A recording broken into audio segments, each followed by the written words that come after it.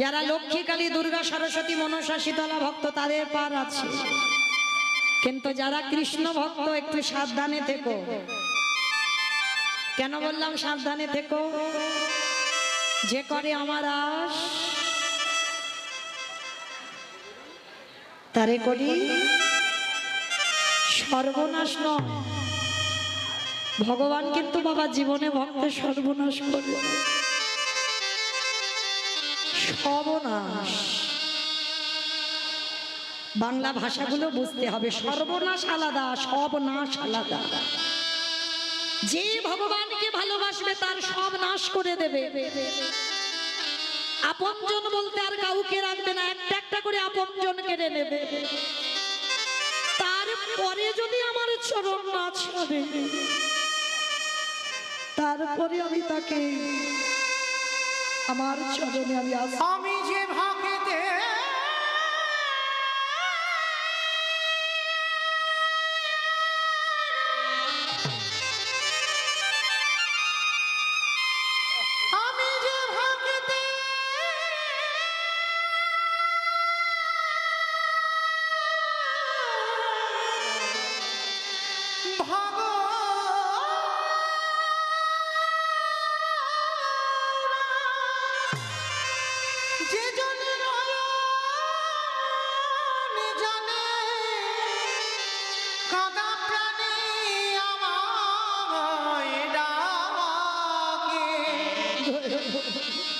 আমি যে সেই ভক্তের দানি বাধা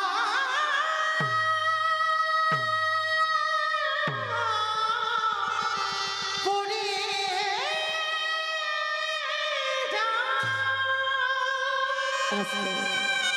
10 মাস 10 দিন পর মার কোল আলো করে একটা ফুটফুটে পুত্র সন্তান এলো। মামার ছেলেটার নাম রেখেছিল বিহারী লাল। ছেলেটার নাম রাখলো বিহারী লাল। আচ্ছা মায়েরা বলো তো, সন্তান তৈরি করে কে?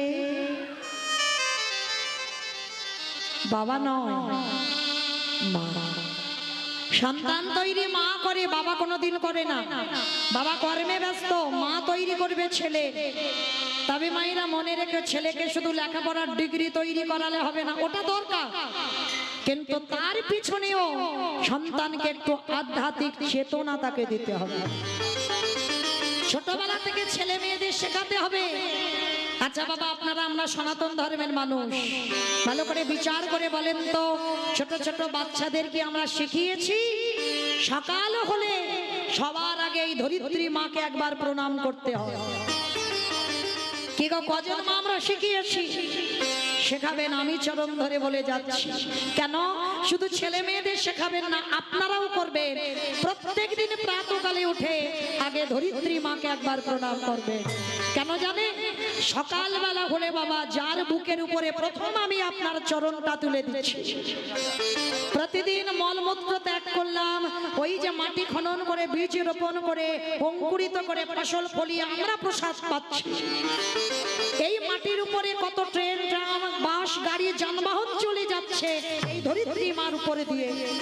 তাহলে সকালবেলা উঠে বাবা, যদি আমার মাকে একটু সম্মান না করি, আমার মাকে যদি একটা প্রণাম না করি, কোনো মন্ত্রের দরকার নেই, শুধু প্রণাম করে একবার বলো, মা সকাল হলে তোমার বুকের উপরে আমি পা তুলে দেব, কৃপা করে সন্তান মনে করে, তোমার চরণের দাস মনে করে তুমি আমায় ক্ষমা করে দিও। সবার আগে ছেলে মেয়েদের শেখাবেন এই ধরিত্রী মাকে প্রণাম করে তবে বিছানা থেকে নাম। তারপরে প্রাতঃ স্নান করে তুলসী গাছে জল দে। লেখাপড়া থাক, ওগুলো দরকার, তুলসী গাছে জল দাবাবে। তারপরে কোথাও যেতে গেলে ঠাকুমা, দাদু, বাবা মাকে প্রণাম করা শেখাবেন। তারপরে সকালবেলা প্রতিনিয়ত একবার করে সূর্যদেবকে প্রণাম করবে। সবার এটা কর্তব্য। কেন? মাস গেলে কারেন্টের বিল দিই আমরা কত, আর যে দিনের বেলা এত এত আলো দান করছে তার প্রতি একটু কৃতজ্ঞতা জানাতে হবে না? সকালবেলা এগুলো আমাদের নিত্যকর্ম। প্রতিদিন আমার সূর্যদেবকে একবার প্রণাম করবে। এই জিনিসগুলো প্রত্যেক দিন সন্তানদের নিত্য করাবে। দেখবেন আচ্ছা বলো তো মা, ছেলে মেয়েদের তো কত কেজি স্কুলে এখন বই, তাই না? এত বই পড়াতে পারছ, ওই একজন মা ছেলেকে এক লাইন হলেও গীতা পাঠ করা অভ্যাস করাচ্ছ? কেন করাচ্ছ না? আপনারা, আমরা তো হিন্দু ধর্মের মানুষ, আমরা সনাতন ধর্মের মানুষ, তাহলে কেন বাবা এত কেজি স্কুলের বই পড়তে পারে আর এক লাইন করে গীতার এক লাইন পড়তে পারে না? তাহলে করবে কে? বাবা নয়, করবে মা। এই শিক্ষাগুলো যদি মা ঠিক ঠিক করে যেতে পারে, সন্তান বড় হয়ে কোনোদিন অসৎ পথে যাবে না।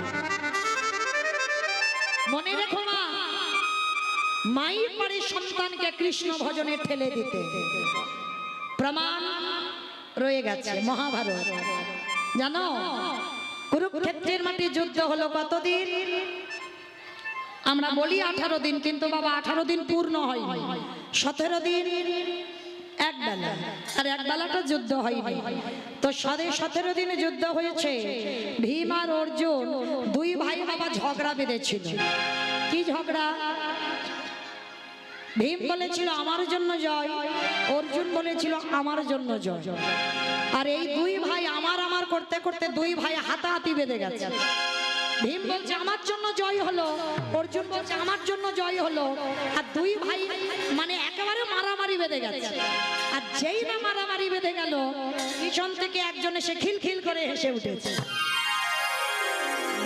ভীম আর অর্জুন দুই ভাই ঝগড়া করতে করতে থেমে গেছে। থেমে গিয়ে বলছে আমাদের ভাইয়ে ভাইয়ের ব্যাপার, ফ্যামিলির ব্যাপার, পরিবারের ব্যাপার, মারামারি করি, কাটাকাটি করি, খুনোখুনি করি, যাই করি না কেন, তুই ওই রকম পাগলের মতো হাসছিস কেন? কি হয়েছে? তো তার পিছনে যে হাসছিল সে বলছে এই যে তোমরা দুই ভাই আমাকে চেনো না, কিন্তু আমি তোমাদের দুই ভাইকে খুব ভালো করে চিনি। ও বাবা, আমি ওকে চিনি না, ও নাকি আমাকে চেনে। এই আমাকে তুই কি করে চিনলি? বলে শোনো, তোমাকে চিনি, তোমার বাবাকে চিনি, তোমার দাদুকে চিনি, তোমার গোটা বংশকে চিনি। আমার গোটা বংশকে চিনিস? বলে হ্যাঁ, একটু মিলিয়ে নাও।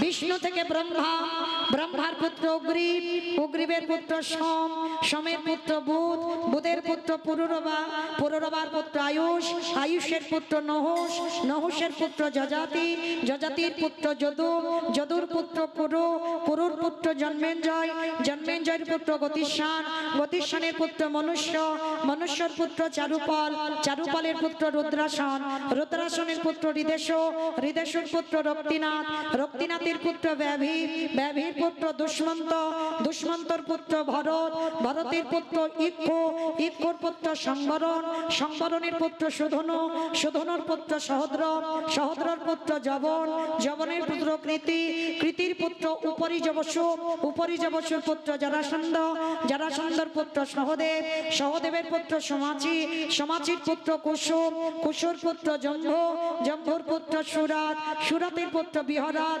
বিহরাতের পুত্র আজুকানু, আজুকানুর পুত্র অগ্রধর, অগ্রধরের পুত্র দেব ঋষি, দেব ঋষির পুত্র ঋক, ঋকের পুত্র বিদিক, বিদিকের পুত্র পতিত, পতিতের পুত্র শান্তনু, শান্তনুর পুত্র বিচিত্র বীর্য, বিচিত্র বীর্য পুত্র পাণ্ডু, পাণ্ডুর পুত্র ভীম, ভীমের পুত্র ঘটোৎকচ, আর ঘটোৎকচের পুত্র পিছনে যে হাসছিল নাম হলো তার বর্বরী।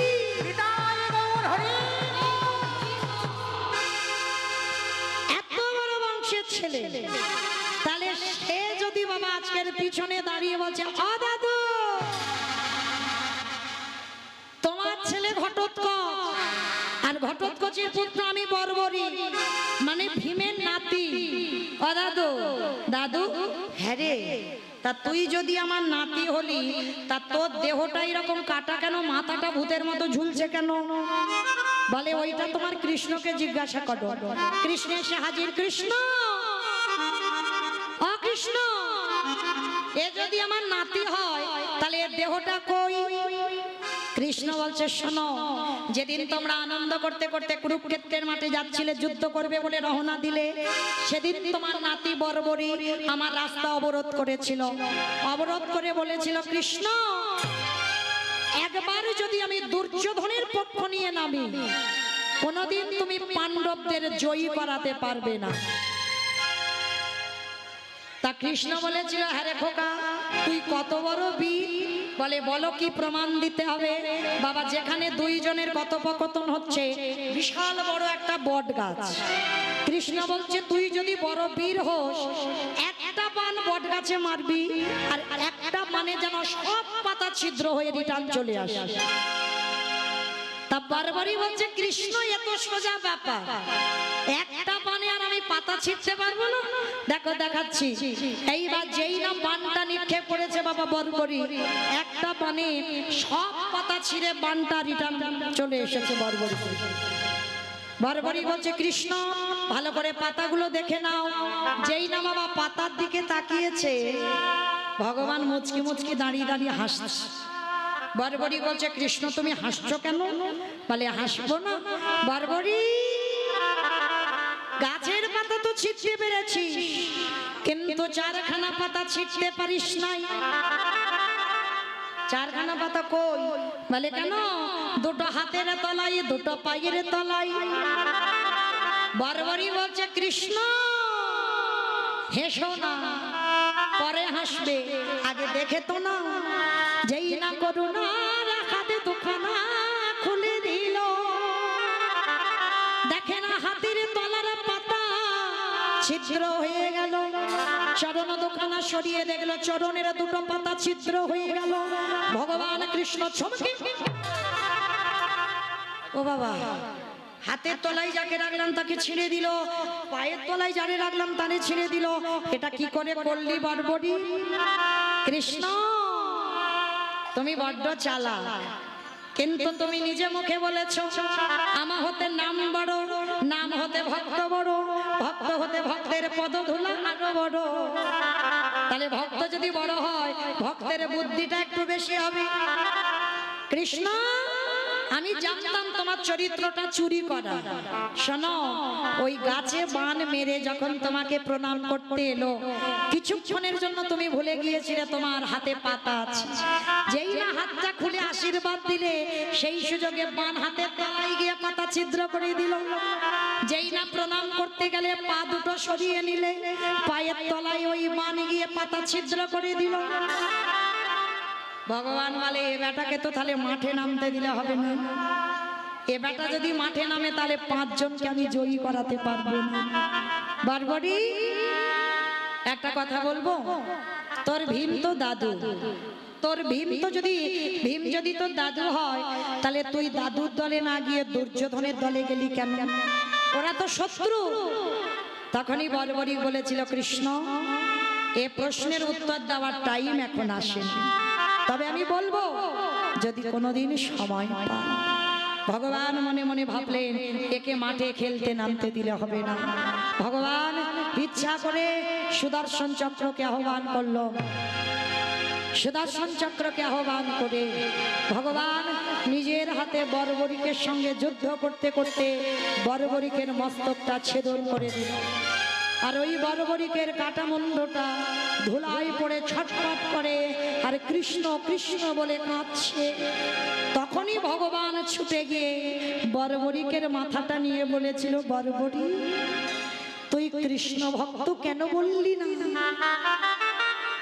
তখন বর্বরিক বলেছিল, কৃষ্ণ আমার মায়ের নাম হলো কামকালিকা, আবার অনেকে বলে বাবা মৌরবী। যেই কামকালিকা সেই মৌরবী, বর্বরিকের মায়ের নাম। আর সেই মৌরবী ছোটবেলা থেকে বর্বরিককে শিখিয়েছিল, খোকারে যে পক্ষে তোর দাদুরা থাকবে সেই পক্ষে তুই কোনোদিনে যাবি না, তুই সর্বদা শত্রু দলে যাবি। কেন জানি যদি যুদ্ধ করতে করতে তোর যুদ্ধে মরণ হয়, তোর দাদুদের হাতে তোর মরণ হবে।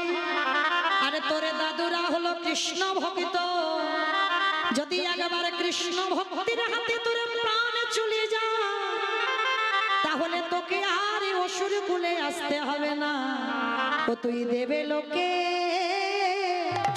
চলে যাবি। কৃষ্ণ ভক্তের হাত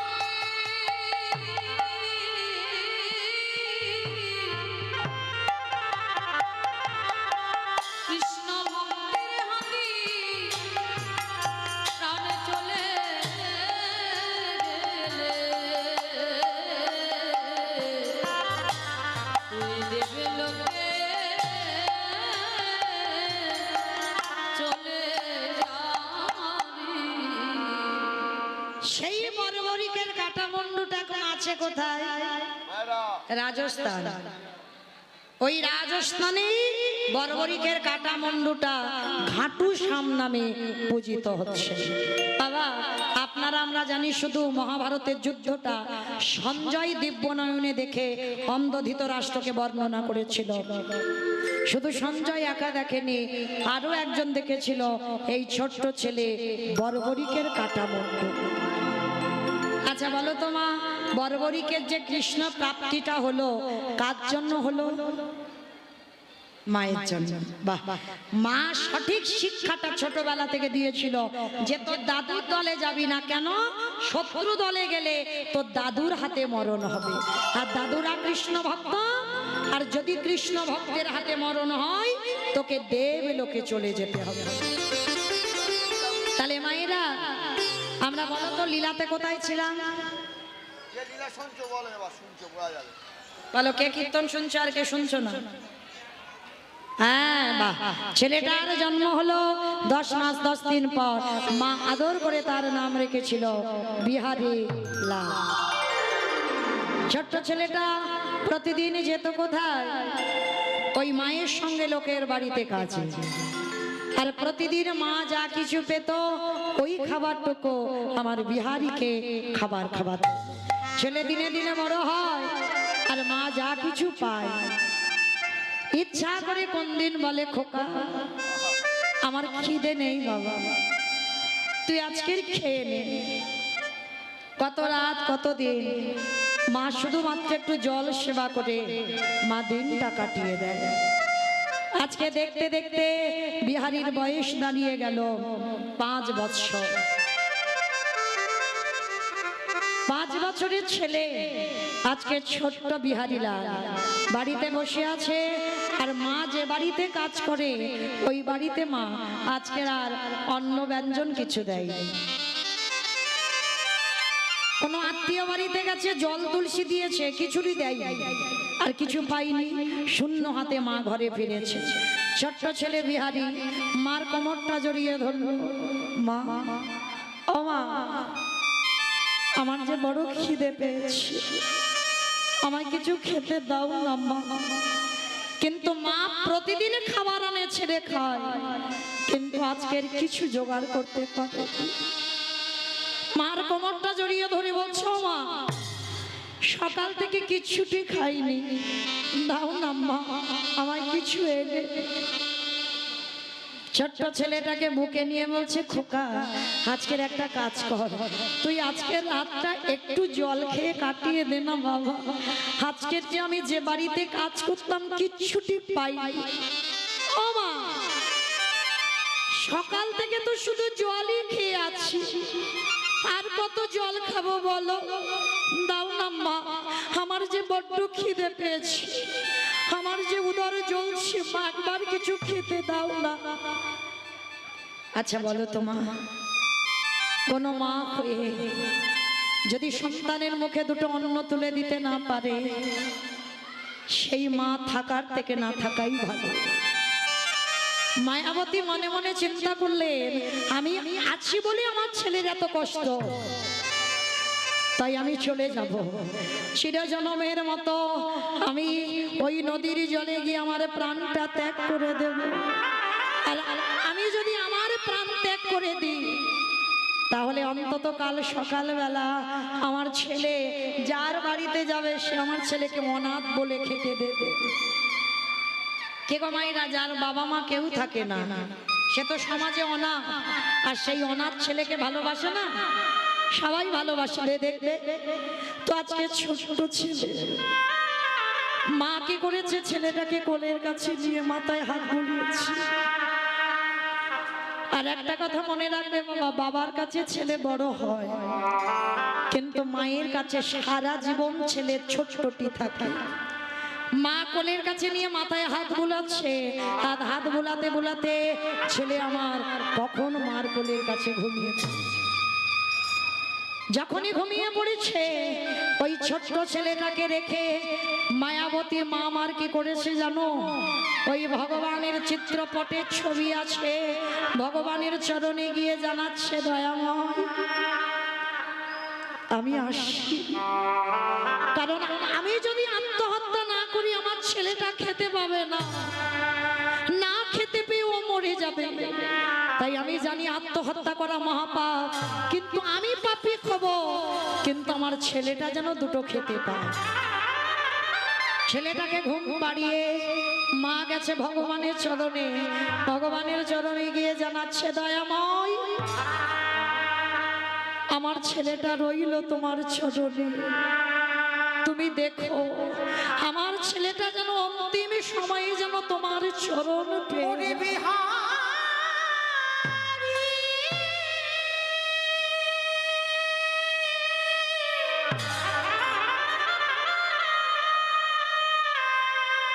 ওরে আমি চলে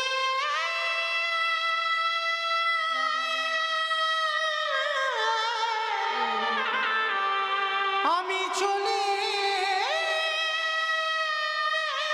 যা ওরে আমি কোনো দিন তোর কাছে ফিরে আসবো না। আসি প্রভু, আমি চলে যা ওরে বিহারি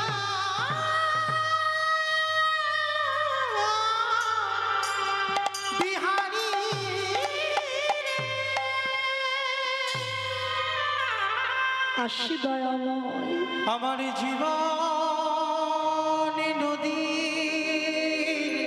আমার ছেলেটা রইল, তুমি ওকে দেখো। নাইয়া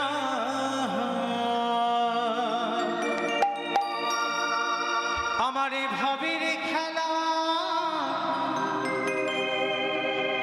সাঙ্গ হলে গো,